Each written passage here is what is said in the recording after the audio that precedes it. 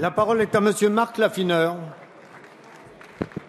Merci, Monsieur le Président. Ma question s'adresse à Madame la ministre de l'Écologie, du Développement durable et de l'Énergie. Madame la ministre, les chasseurs de gibier d'eau ont l'impression d'être encore une fois les victimes d'un accord entre le Parti socialiste et les écologistes.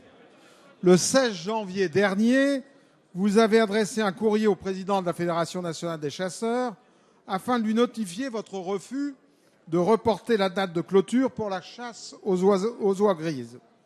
Les chasseurs sont des passionnés, responsables, de véritables écologistes et des défenseurs engagés de l'environnement, comme vous le savez.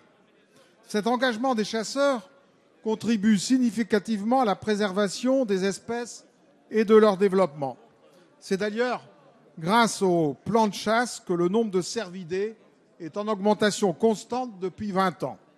Aussi, votre décision de leur interdire de pratiquer leur passion dans le respect du monde cynégétique apparaît incompréhensible quand on sait que 150 000 de ces oies qui migrent vers les Pays-Bas sont gazées au printemps pour un coût de 22 millions d'euros avec des subventions de l'Europe en pleine période de nidification dans le but de protéger les cultures agricoles et d'assurer la sécurité du trafic aérien. Hier, les députés UMP vous ont envoyé un courrier pour vous poser au nom des chasseurs une question très simple, Madame la ministre. Allez-vous signer la dérogation pour autoriser que la chasse aux oies soit prolongée jusqu'à la fin du mois de février? Merci. La parole est à Madame Ségolène Royal, ministre de l'Écologie, du Développement durable et de l'Énergie. Monsieur le Président. Monsieur le député, je vais faire un rappel de droit et puis faire quand même une proposition pour essayer d'avancer et pour répondre à la passion des chasseurs que vous évoquez. Le rappel du droit, c'est que chaque fois qu'il y a eu des arrêtés de dérogation et de prolongation, le Conseil d'État les a annulés.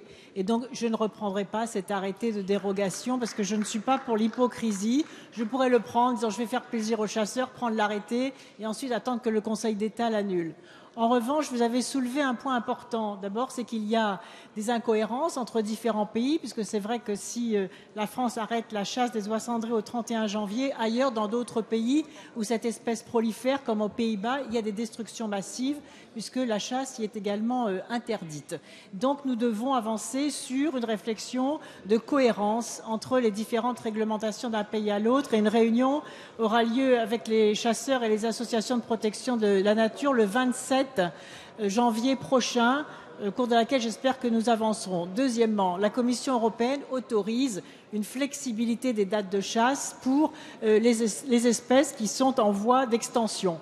Donc j'ai interrogé la Commission européenne pour savoir si cette dérogation pourrait s'appliquer aux oies cendrées compte tenu de la réalité de cette ressource et j'aurai la réponse très prochainement. Je la communiquerai aux fédérations de chasse et aux associations de protection de la nature pour que nous puissions prendre des décisions cohérentes, de bon sens, respectueuses de la nature et respectueuses de la passion des chasseurs.